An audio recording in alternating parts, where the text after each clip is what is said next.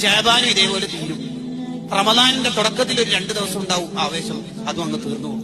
എത്ര റമദാൻ നമുക്ക് അള്ളാഹു തന്നു, എത്ര വാളിന്റെ മജ്‌ലിസിൽ നമ്മൾ അള്ളാഹു പങ്കെടുപ്പിച്ചു, എത്ര ഉസ്താദുമാരെ നമ്മൾ കണ്ടു, എത്ര പേര് നമ്മുടെ മുന്നിൽ നിന്ന് മരിച്ചുപോയി, എത്ര ഖബർസ്ഥാനുകൾ നമ്മൾ അള്ളാഹു കാണിച്ചു തന്നു.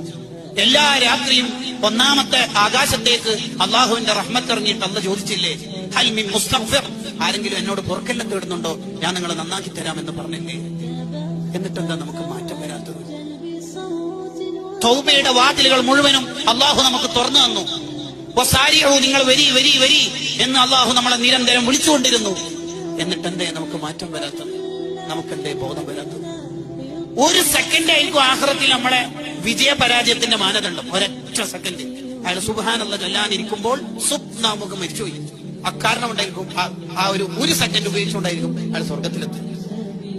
അതുകൊണ്ട് ഒരൊറ്റ സമയം കളയൂലെന്ന് നമ്മൾ പ്രതിജ്ഞ എടുക്കുക.